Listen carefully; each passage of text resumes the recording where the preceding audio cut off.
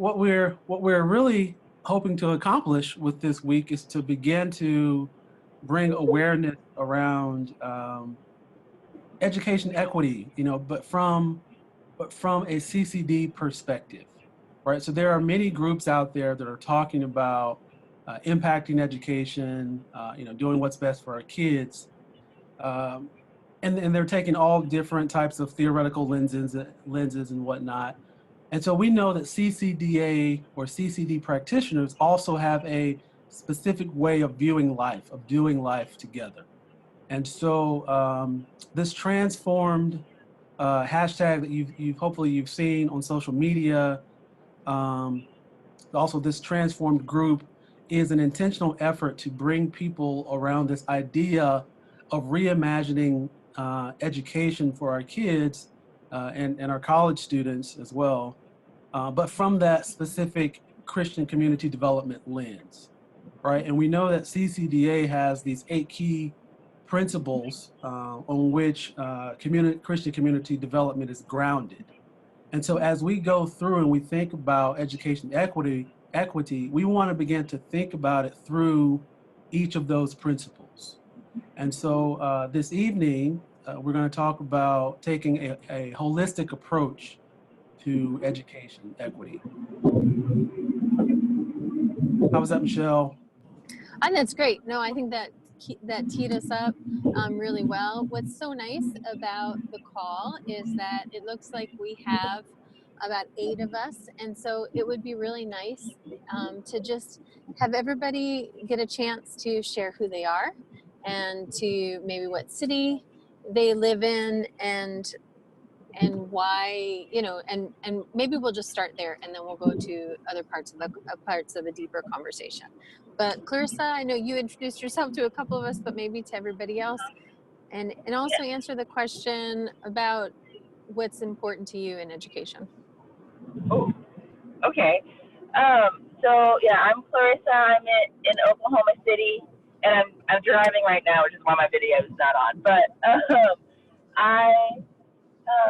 what is education? It's important that I just see that like students know that they can grow up and do like whatever it is that they like are dreaming of, and that they know how to dream, and that like everybody's getting a quality education regardless of where they live, where they're living. Mm-hmm. Thank you. Others, we've got Mark and Steve, Christina, Aaron. I can go. I'm eating dinner is why mine's not on. So. This happens when you have a national organization across so many time zones. You got to grab people at different times. Yeah, I'm here at the dinner table with my family, but I'll just. I'm in Detroit, and I don't know how many of you are familiar with Detroit school systems, but we've been in our school system's been in bankruptcy and been taken over by the state for at least 15 years now, and there's no plan of getting out of that. So it's a disaster. I have children in Detroit schools, all different kinds, and from charter to public to private, and we've tried to navigate that. And the problem, my kids are all grown now, but I'm at a Wesleyan church in Detroit that is trying to plant more church, and the challenge with recruiting any staff has been they struggle with finding school for their kids, and when they come, I get commitments and then they leave because they can't find a school that will work for their children. So that's how bad it is here in Detroit. I just can't even describe the condition. I mean, some of you, I've heard stories of other school districts, but ours is really failed here, public school system. So that's my interest. Yeah. And what about you, Steve? Our local network is really interested in it. So. Right. I do know that. That's really exciting. So what about you, Steve? Yeah. Hello, everyone. And I was really glad to see this topic pop up through CCDA. And it's been a couple of years since I've been actively involved in the work of CCDA. More recently, I live in Chicago and the executive director of what's called Bright Promise Fund for Urban Christian Education. So we focus specifically on increasing equity in communities across Chicagoland, and acknowledging that historically private Christian education has both been priced out of or has actively chosen to move away from the urban context. So our organization is specifically focused on increasing the accessibility and choice for community-based Christian schools. So we have a network of 15 Christian schools spread across the city and south suburbs of Chicago. And part of our mission is to ensure that families have that choice, have that access. So the schools have to be committed to providing a significant amount of tuition assistance for families. So in many ways, I want to be a learner from the rest of you in this group, and I really look forward to hearing where this discussion goes. Great, it's great to have you. What about you, Aaron? And then there's also someone who's just on a phone and I don't see your name. And so you'll have to just sort of pipe in without introduction officially. But Aaron, why don't you share? And then we'll have Christina, and then we'll have the person who's on the phone.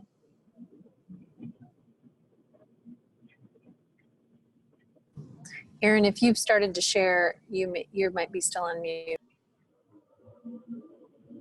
Yeah, I was on mute. Sorry about that. Yeah, I'm in Nashville, Tennessee. And to me, education is about the code of every culture.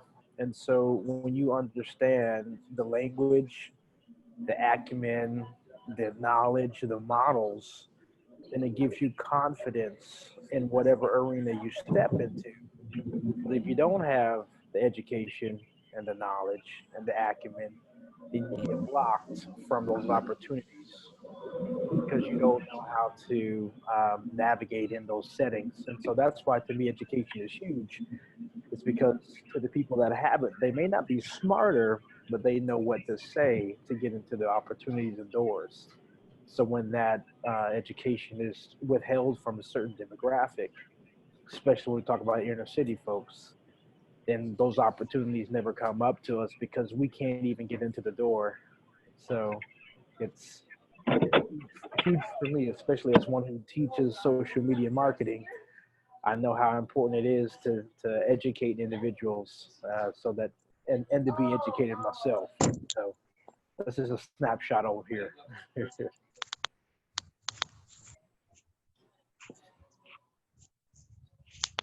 I'm in Panera Bread, so if you see people walking by, you know why.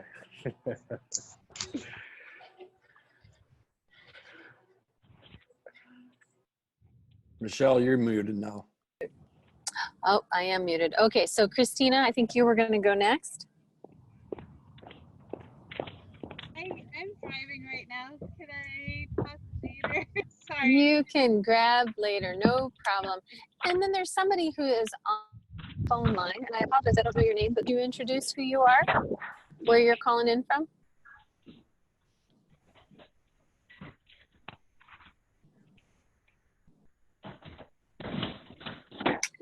It's a 210 number. Hello? Hi, welcome. Can y'all hear me? Sorry. Yes. My name's Charles. I am from San Antonio, Texas. I've been doing stuff surrounding educational equity maybe for about the past 5 or 6 years.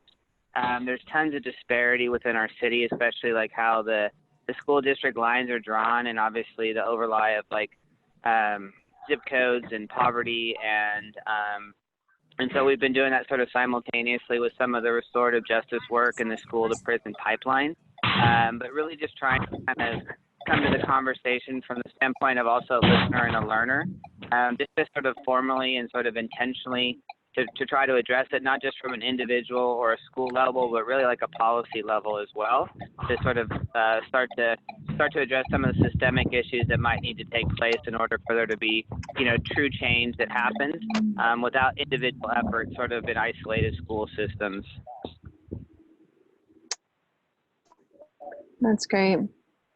Well, good. Well, you know, like Lorenzo said, you know, we at CCDA, we have our many, you know, 8 principles, and one of them is holistic. I think often we forget to lift that up. Often the 3 R's are leaned on right away, but typically don't talk too much about holistic. And so I wondered if, you know, Lorenzo, maybe you could even share a little bit. I know that you had wanted to talk about this particular part of our philosophy as it related to education equity. Also, you wrote a piece that just came out a few days ago on the value of holistic approaches. So I'm wondering if you have some specific insights and maybe any questions that could create a starting point for us to have the discussion around holistic, our value of holistic as it relates to education equity.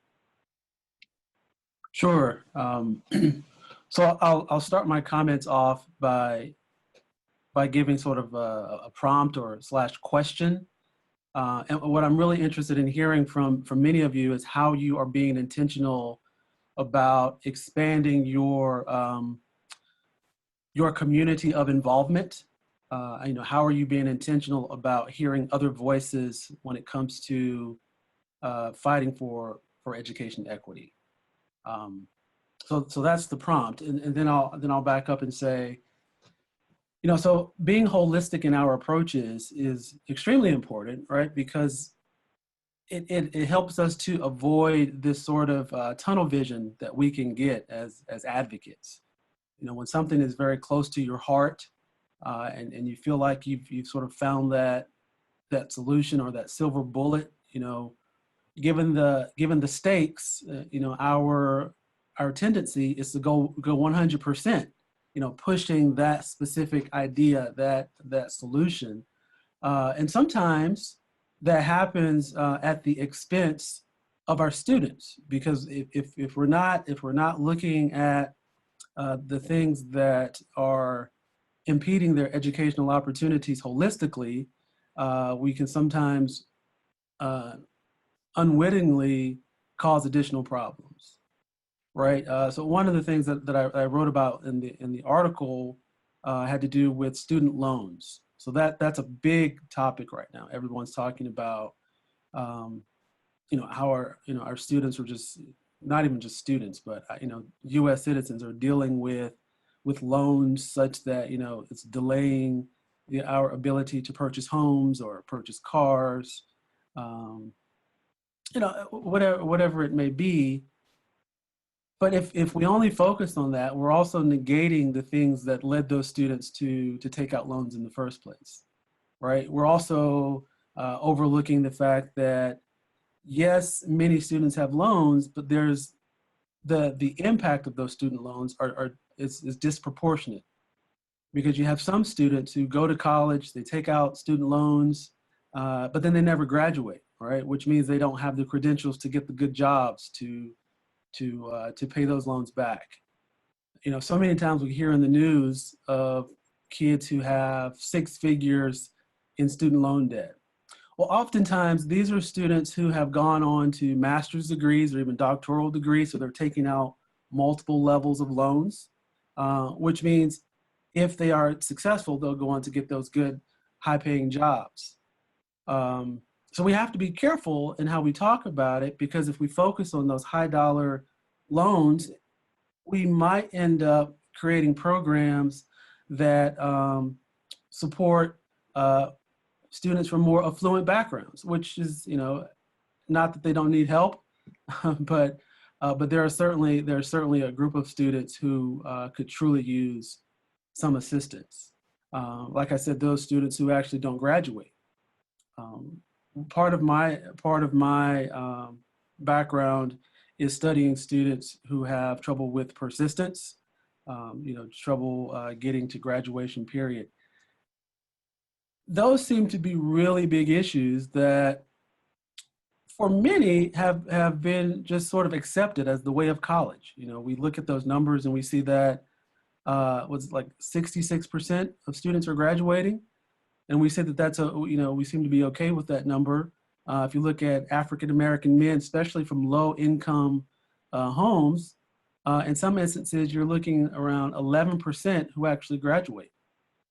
from college, right? That's borderline immoral to consider, that 1 out of 10 actually get the credential, but many of them have the debt, right? So while, like I said, while debt is a big problem, there are so many other issues that need to be addressed.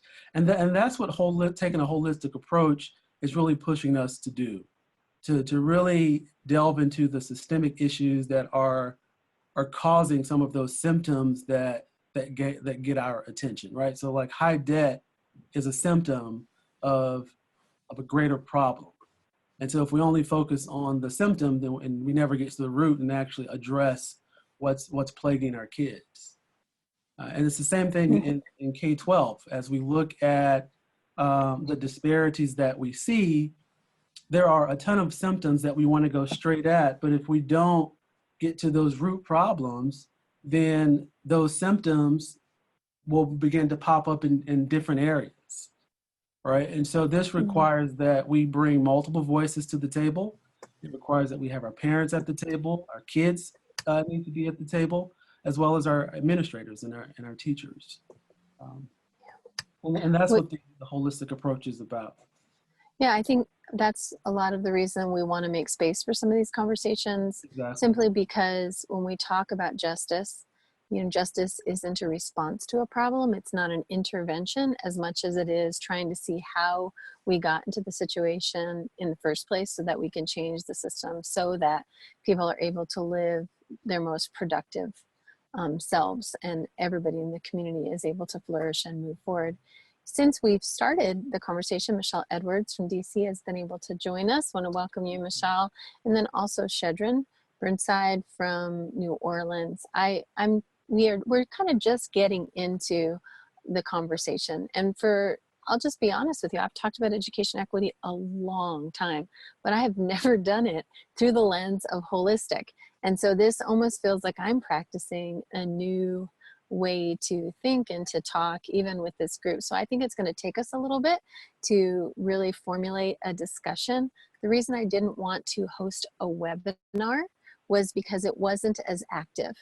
Having Lorenzo and myself and Michelle just teaching didn't provide the discussion that I was really hoping we could get to as we look at the issue of education equity, as we look at it through the lens of justice, and more specifically drill it down to some of our key principles. So I just want to, of course, invite all of us to be a part of the conversation, which is, why I asked Lorenzo, do we have any questions? Are there ways that we can engage, you all on the call? But before I do that, Michelle, can I get you to introduce yourself, where you are, and then just share maybe a little bit of your perspective of living out education equity as a CCDA leader in your context, and then even how it may intersect with the principle of holistic. Good evening. I'm Michelle Edwards. I am here in Virginia in the DC area, originally from Chicago in the North Lawndale, Garfield Park area. Been here for 16 years, and my life has been education. When it comes to education equity, my job is as an executive director of a nonprofit, and so I've been having lots and lots of conversations about direct service versus dismantling systemic oppression. And so we're in the midst of having that conversation. My organization is not a faith-based organization. However, I am involved with the DC Unity and Justice Fellowship here in DC that we started about 3 years ago. It's a leadership-based group, but we have events and things like that. So we're also thinking about justice, but in relation to the church's role with dealing with systemic issues. We have not spent one part of our work is using education and events to teach people, but we haven't really focused on schools and children learning. So more of the work around education equity for me is in my work, my vocation, not necessarily with the DC Unity and Justice group. However, also, holistic, when we think about children, And when we think about equity, for me, it's looking at, like, because I'm specifically an elementary school person, and it's like, you know, in our schools, the curriculum is very narrow. It's like, if we could just get you some basic reading and writing and get you past the test, we've done our job. And that's so inequitable, because children with means have so many experiences that children who don't have means, aren't privy to, which is the work that I do in my organization. So I've been thinking I'm in the midst of thinking about that. I literally had a conversation with somebody today who works at UVA, the founder of our organization, and they're trying to have a conversation about education equity. So my mind is swirling about, like, our role as advocates and undoing systemic racism as it relates to education, and how do we do that. And it's beautiful to really kind of start thinking about it through the lens of Christianity. I mean, as a Christian, I'm thinking about it, but not like so laser focused in that area. So that's me. Yeah. That's awesome. Well, it's great to have you on the call.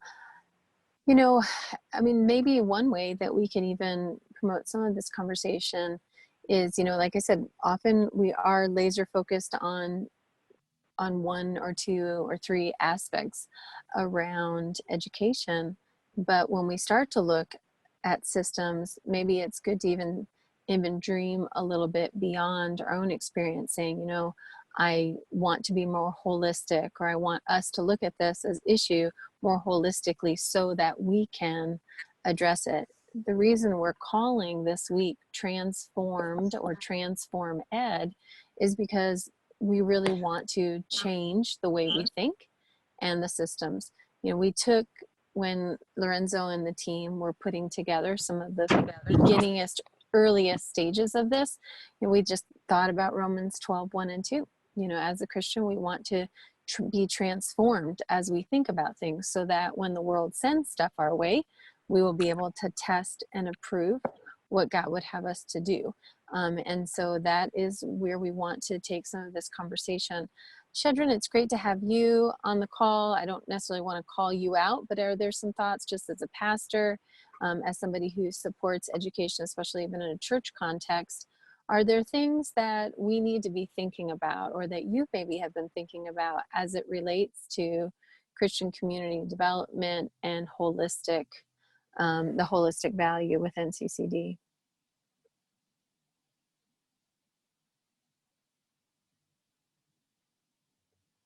Shedrin, oh, there she goes. Hi, everyone. Good evening. So I'm Shedrin Burnside, and I'm in New Orleans. And so my work, so I'm an educator, and I'm know like kind of the inside of buildings, but for the last 15 years, I've actually been working outside of the school system, first in the educational nonprofit, doing some supplemental work. That was all about speaking to what Lorenzo talked about, was really helping to get young people to and through college.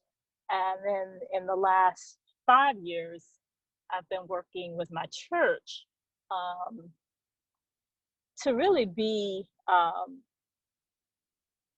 a different kind of partner in a community. I think about schools and churches and families as the three kind of enduring institutions in a community, and how they should work together. And then also being in the middle of an education system that was really distressed. And how then can the church come alongside to support not just the kids in the building, but to support the adults in the building, and ultimately support like a neighborhood, right? So I think about from a holistic approach, being able to provide additional supports for young people. So in addition to like going in and doing all the academic stuff, churches have lots of resources. Then we also have these other kind of avenues into other experiential learning opportunities. We're able to care for some of the other needs that they have. And I'm in spaces where we're talking about equity across all of these different sectors. So I'm with workforce development, with the Aspen group, and we're trying to figure out like a workforce ecosystem in the city, and equity comes up a lot, specifically racial equity, and how do we do things better. And then in education and healthcare, we're having pretty much the same conversation and trying to figure out how across lots of different systems that impact kids and families, how do we become more intentional? And I just think the church has a really important role, because we get to touch everything. So like as a pastor, I can actually sit at all of these tables because it impacts like all the people that I work with, right? So we are doing all of the things, and so we're caring for people in holistic ways. And I think we have a lot of information to share. And when we're talking about listening and who's at the table, we also can help to facilitate that and to amplify voices in authentic ways. And so I think that's kind of what I am thinking about in my context. It's just the power of the church to amplify the voice, our proximity to all these multiple things happening in community, and then how do we bring to bear, particularly if you're in an area where your schools are stressed or distressed, what can we bring to bear as people of faith to help support our neighbor in that way. Good. No, it's good. You know, you bring up it sort of leans into just the whole idea of church-based, which is going to be our conversation tomorrow. I think you bring up obviously really valid points, but also something that I thought about was the fact that, you know, CCDA is poor centered. So we're in communities that are impacted by poverty. And typically when you look at advocacy and organizing to try to change systems, you look at existing social networks. And often the more low income a community is, the fewer social networks that are in place to be able to organize around. But no matter how poor the community is, there's always two social structures that are there. And one of them is schools and the other is churches. And so I think you're right in the sense that, especially as those of us who are coming from a faith lens, knowing that churches have such a close view of what's going on and people are leaders in their church, you know, transferring that voice and that understanding and leadership to help change the systems for their community is a really, really important. And churches have the freedom to be able to do that. Teachers, you know, there's only so much advocacy and systems that a teacher can change because they work for a part of that institution. But I think churches, especially pastors and their leadership, are really able to share what's going on. And it's not always just about petitions and picketing. You know, it's basically about building relationships with people who are in power so that you can be representing what you see. Often systems don't change because people who see them don't realize the power of their voice, which plays into a couple other of our principles at CCDA: leadership development and empowerment. And I think we as leaders always need to be thinking how we can foster and cultivate the voices who are closest to the injustice, closest to the pain, so that we can really follow them and help change those systems that that we're all, of course, a part of, but people who are closest to the scenario, whether it's parents with kids in the schools or, you know, pastors. I know one particular principal of she's a CCDA leader, and she's at a public school, but she's an individual member. And, you know, there was a shooting in her school, and there was a church right around the corner, and she just marched over there and was just like, you guys should be helping us. You know, I'm a person of faith. I get it. You need to be helping us and get outside your four walls. So we don't want to be that kind of church that has to be told by the local school, you know, to really be meeting the needs. But I think it at least shows that there is some tandem relationship. I think another thing that is completely different than advocacy is we think a lot about what's happening and just being brought forward in our country, even around mental illness. So, we don't just think about the mental educational development, but really your brain and the development of, your mental health. And of course, as Christians, really believe and want to develop and cultivate strong spiritual health alongside, the physical and the emotional. And I think that can be an aspect of holistic as well. Does anybody else have any thoughts? Like I said, I'd like to now kind of open it up for people to share some of their perspectives. It doesn't have to be a thought that you've got a solution, a problem and solution in mind. This is the beginning of a conversation, how we at CCDA can be looking at education equity, that we could be transforming it as leaders, but we don't even know what to do if we're not listening to one another and some of our perspectives. So I'd like to open it up. Yeah, I have. So in a situation where I'm in, on a board where I'm the chocolate guy on the board, on a all vanilla board. We have a ministry that essentially connects churches with the local school in their community through volunteer. And the reason why I'm sharing what I'm sharing is because I just want to kind of put this out there, and maybe someone has something that they've gone through. I'm finding that, to be honest, churches, and I know this is not the conversation primarily about church-based, but what I'm seeing and finding is that they're not very interested in connecting with local schools as much as they are, concerned about growing their congregation. And there seems to be a huge disconnect between reaching out to the local school system, where principals are begging to find volunteers, and there just seems to be a big disconnect here. There are about 900 churches in the Davidson County area in Nashville, and there are about 150 schools. And the vision of this particular ministry is to connect every school to 1 to 2 churches, which we have more than enough to do. We've got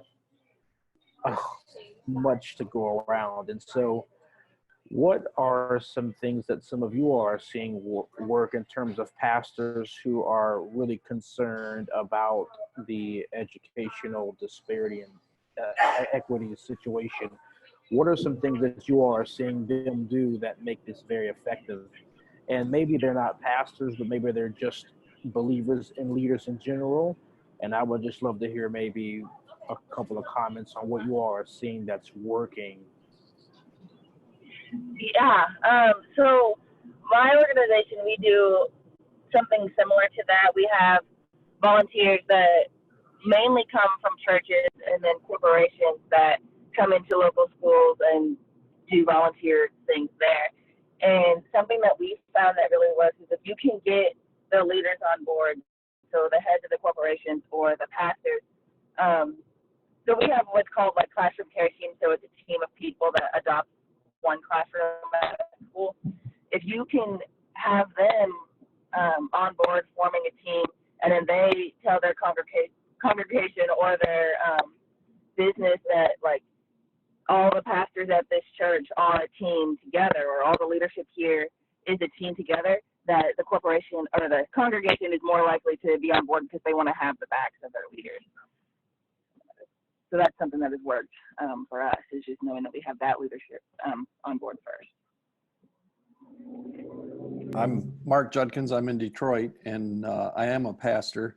I'm a staff pastor, and I would agree 100% with most of the senior pastors I know. That's not their purpose, is not to see the schools get any better. It's how do I grow my church through another program. And so the pastors that you have to reach are more to do these kind of things, or work with. There's an outreach pastor or somebody in the congregation that's sort of designated towards reaching the community. That's who you have to really connect with, because we're not going to be able to go to a senior pastor of a church or a solo pastor, and their thing is, how do I put butts in the seat on Sunday morning. Most, everybody's not that way, but at our church, we have spent a lot of time listening to our local schools. We just go and we sit in on meetings. We don't even, people that don't have children there, we'll go in, they'll say, why are you here? Well, we're the church in the neighborhood. We just want to, and if you do that consistently over time, then they start asking the church, hey, can you host this for us? Can you do this with us?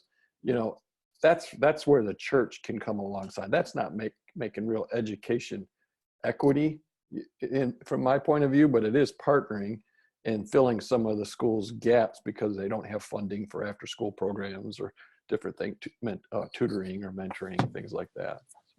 I actually think that it is. I mean, education equity can be very broad, but even when you talk about changing systems, you can't make effective change if you're not listening. We don't want people to say, hey, the statistics of your school are failing, so we want, we're going to advocate for you. That's not the philosophy of CCD. And that, so I think exactly what you're sharing as far as having CCD leaders going in and listening to being even a part of the networks that are like their local PTA or their local school gathering, or even maybe some of their Christmas programming, just really trying to build relationships and listening. Then you'll be able to, it's a different type of investment. Instead of trying to fix people, you're joining in their solidarity and together trying to work towards coming out of it. So I would think that that's actually a really, really important first step to education equity, is really listening and building those relationships with people. Yeah, out of those listening times, one of the things we've done is we found out that students need a place to be on. We have an art school right across the street from us, and it's a Detroit School of Arts, and it's musicians and singers and actors and stuff, and they don't have a place to practice. They can't get into school after school. So our stage is available to them to practice on. And, of course they move everything. We got to have them move it all back. So a lot of the times is spent doing all that, but just getting them a place where they can practice their acting or singing and things like that. And every church has some kind of, system that they can practice with. So that's one of the things we were able to provide that school. Mm-hmm. Mm-hmm. What about others? Any other thoughts that either commenting on what we've already talked about, or maybe some other thoughts just even about holistic, the value of holism in relation to CCD and education equity? So this is Michelle, and as we're talking, I'm going back to the principal role and how we engaged with churches that were in our neighborhood. One of the issues that we found was that the churches in DC, they're really commuters, and so these people go to the church, but they don't necessarily live in that community, and which is difficult to have the kind of compassion or what have you that they need to have, because it doesn't affect them. They're just like, we can do something for these children, but it's not their families, their lives. They don't see the direct impact of the education inequity on them. But I think, I agree with them wanting the kids to come and sing at the church, or, come into a program, things like that. But, putting on my hat as an executive director, when you look at the potential for churches to have volunteers, volunteers are like donors. You have to steward them, and they need to have actual work to do. And so, because if they just come and sit around, then then they're like, what am I supposed to be doing here? So it's just really trying to think about that fine line between like listening and people, because in DC it's like a very high capacity, busy space. And, how do we engage churches in that way so that they actually know what they can do, or how they really engage? I think the teaching, the listening piece, I feel like that is a place to train, because many people don't do that. And I've found churches come in with an agenda. It might be like, we want to get in our church, or we might want to have this after school program, and it competes with the school. And so if we could teach people the concept of truly listening to understand how to engage with the community, I think that could be quite helpful, because people come with the agenda, and you get schools that I found that churches will come and say, we have this after school program, kids can work on computers. I'm like, well, we already have a Boys and Girls Club here. So if we can't put the program, then it's hard to have a connection. So that, just really teaching them that the role that church, if they can learn to listen, and even the school, right? I think that could be helpful. I'm sitting here thinking about Aaron. Now you're gonna have to go back to that vanilla board and tell them they all need to start doing listening sessions and train them on what listening is. I mean, it'll blow their minds. It's also this is shed. Also, like a shared understanding of education equity as a justice issue, however you want to frame that. And I think it's very easy, to be like, okay, we're going to have a program. And I always try and start out and tame my own self when I go into a school. Not that I go in with a program or an agenda, but that's my go-to area, so I can easily create one, right, when I see a need. But to not just take the time to listen, but to really don't just jump from awareness to action, but to really deeply understand the problem. And so there may be a way to do a series of lunches or breakfasts or whatever with a group of pastors to really help them connect. And I will be talking about senior leadership, so that they really can understand this from kind of a more kingdom mentality. And yes, it may also augment your congregation, but it's going to augment the kingdom if we get this right. But I would say to really understand what happens when kids aren't reading, and what are the other connections to the other systemic things, and really have a burden and become broken. I think, and when I think about again in my city, right, across the city,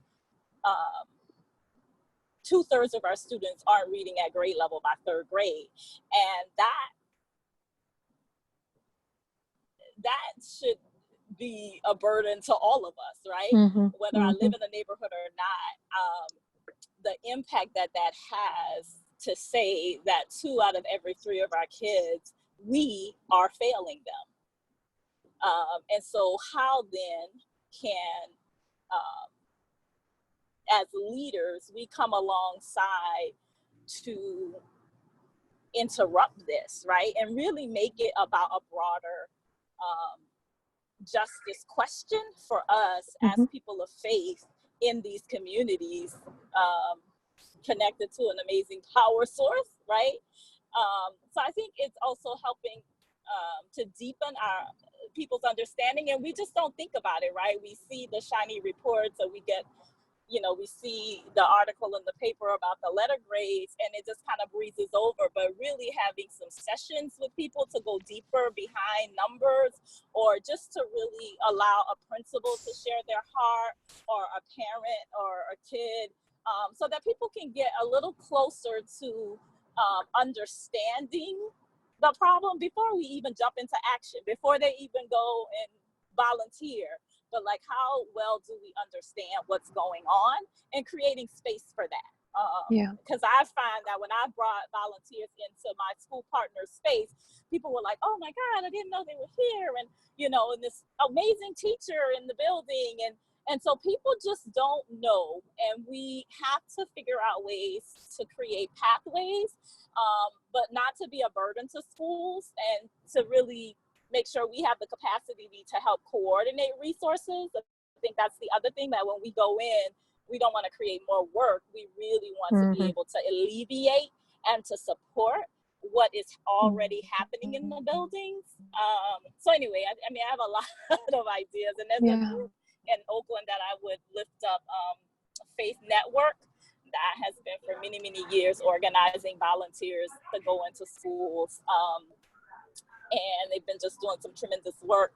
And so that was the group that I worked with when I lived in Oakland, and really looked to, as I think about the ways that we do our local school adoption work. Michelle, I wanted to comment on the the board situation and kind of tie it in. I don't know if I hear a little bit of lag in my voice. Is that just me, or do other people hear that too? You're good. I heard it. Okay, okay. So, like, traditionally, I have seen in a lot of chocolate communities, our missions tend to be right in our neighborhood. Whereas what I've seen in more vanilla communities is missions are considered what's overseas. And sometimes the joke can be said among everybody that the chocolate church does not really do missions. Um, and for us, I think it does feel natural to have a local pastor maybe speak at the graduation at the local school, or have a presence. And it's, I'm not really making this about, you know, race as much as I think there's some things that we can learn from one another really well. Um, the problem I think that I see, and it's earlier on to Lorenzo's point, is that when it seems to be that some of the higher paying jobs go to the affluent, um, it seems to be that some of those life skills and terms and knowledge are not really being equally distributed among, you know, all people in different communities. And so we see this large disparity. So my struggle is, how do we get the chocolate church to help folks see that we are a missional people and this is what we do, but then how do we also help the chocolate church with some of the life skills and the educational pieces that our communities don't have? So it seems to, and then this is not even, we're not even talking about the caramel church. Amen. Can I, y'all making me hungry over here. But so what do you all see? I just maybe need a little help in seeing like places that have a little bit of everybody working together. Because that's something that I still don't see a lot happening in my city. It's usually chocolate versus vanilla. We don't really see a lot of other people groups really having these discussions, and so there's a sense of educational disparity even among just the leaders in the city. We don't see this stuff happening a lot in the South, and so we need a little bit of help down here. I don't know if that all makes sense. Can I add in there? I think I was just thinking of two people here in DC, an organization and a person. Steve Park's organization, Little Lights, is doing some wonderful work around addressing the holistic needs of students, children in who live in the housing projects in 2 housing projects in DC. And so he or his education person could probably be very helpful. When I was a principal, also Kate Denson, who works at InterVarsity, really was. I don't know if I think she's a member of CCDA, but she was that person who was from the community. Well, joined our community, joined the schools community, the neighborhood, and as a Christian, and a white woman, was one of the first white people who just showed up to listen and to. And not to, she never, and I really appreciate this about her, and we're still friends today, she never came in with an agenda. She was like, okay, there's a school, you know, as Michelle was saying, churches and schools are going to be in every neighborhood. There's a school, let me go and just see what they're doing. And so what they're doing, so whatever we were doing is what she did. So if that was helping kids do reading in the morning, and, you know, and then she would do her little stuff and she would leave. And then when they started doing fitness stuff, she started doing fitness and started running with the kids. And then we ended up, I started like, who are you? Let's talk more. And we both realized we were Christians. And I started letting her bring like alternative spring breaks at the school right? Where she would bring college kids to come and, you know, listen and work with children. So it built up, but it started, the thing I appreciated about her was that she never came in with her own agenda. That is so important. That is so important. You know, it's interesting. As we've been talking, I've been kind of checking off all of our key components. So many of them have hit, you know, with whether people live in the community or not. And, you know, so as far as relocation, of course, listening to the community, we've talked about quite a bit. But as we go through, you can see where this philosophy is very holistic in the sense that we know you cannot just focus on one thing. So, you know, as we talked about getting ready for this week and what our ask of CCDA would be, I feel like as we've had some of this conversation is there are probably some who have been doing it well, like Kate and a Steve Park. And so we can always learn from them. But I think even just our takeaway to even ask ourselves, you know, to Aaron's point, are we having these conversations? Are we hosting these conversations in our nonprofit, in our church, in our living rooms? You know, and maybe it's not even just in our stuff, but are we going to the local school and meeting those people who are in leadership? Do we know who our school board members are? Do we know when the school board meets? Are there ways that we can begin to posture ourselves to at least make ourselves available and listening and getting to know one another? One of the activities, per se, that we had wanted CCDA leaders to do was to look up when is your school board meeting, you know, so that you would begin to think, yeah, there's a role for a community member like myself, you know, to begin to listen and follow and find out what's going on specifically in the district. So, yeah, I mean, I don't have any like great epiphanies or anything, but I do feel like that is something. I mean, we called this holistic, but I don't know about you, Lawrence, but I feel like this is the conversation about listening to the community is what it's kind of morphed into, you know? Yeah, I think, but I think that's a part of a holistic approach, right? Absolutely. So the idea is just simply that, you know, there is no silver bullet. It's going to take partnerships that cross racial lines, that cross economic lines. It takes all of that, but it begins with listening, and like has been said many times, not bringing, you know, these preconceived notions and being willing to set aside our own agendas to build something together. I think that is sort of that's the essence of being holistic, is being willing to set aside that agenda, listen, and develop something together.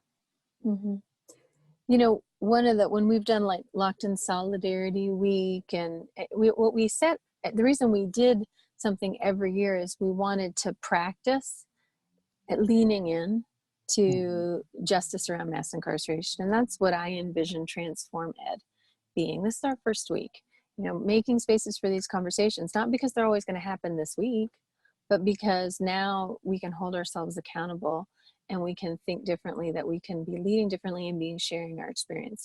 Yes, we should bring, you know, Steve and others to the table to learn from them and the good work that they're doing, because that's how we inspire and train each other.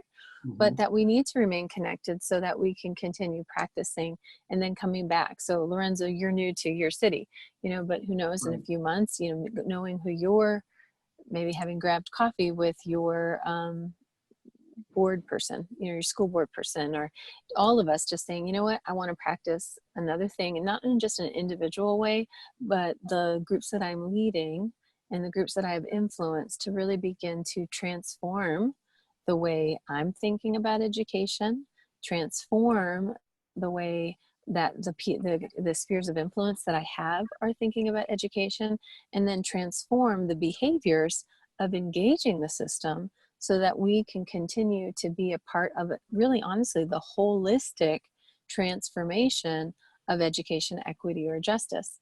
We had started this call by saying programming is really important, and we can't stop it. Kids' ability to learn, you know, kids' need to learn is very urgent, but we always have to be willing to keep at least, maybe not a whole foot, but a few toes and a heel or something in trying to change the system that continues to perpetuate the need for programming, like, you know, tutoring. You're going to always need to help some kids, but we're looking at whole zip codes that, just like Shedrin said, so many children falling behind.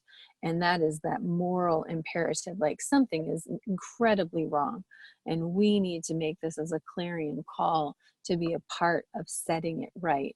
But it doesn't start by, big statements and, coming in from the outside. Because we're CCDA, because we're rooted in the relationships in the community, then it comes from our relationships, our solidarity, from a posture of listening and following and, developing and discipling each other so that we can adequately address some of these really huge systemic barriers that continue to be perpetuated.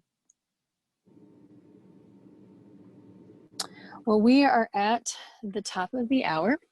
I'm going to go ahead and send this recording probably tomorrow to the Transform Ed group.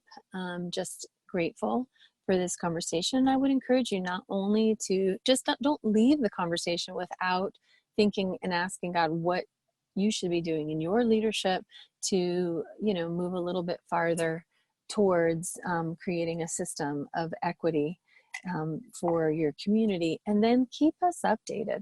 That's probably the best is, like I said, with Locked in Solidarity, we've been doing this 6 years, and many of the people, they are the board of reentry for their counties. And they're at the tables at this point, being a part of shaping policy at a local level and decisions and systems at a local level, simply because they just started to ask questions of how should I move beyond what I'm doing to really engage in this space around equity and systemic justice.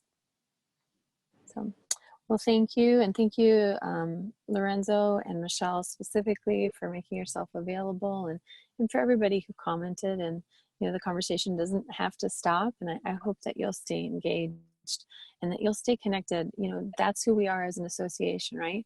We're inspiring each other, we're training one another, and we remain connected. And when we stay connected and we share our experiences and what we're learning, then guess what? It's like a cycle. We inspire each other and we train each other. And as we stay connected, as you can see, that cycle or that circle continues to be perpetuated so that we can be good stewards of everything that we have and really continue to grow. So, well, thank you, everyone. I hope you have a great night and for making time for this call. Thank you. All right. Thanks, Goodbye, everyone. everyone. Good night. Right.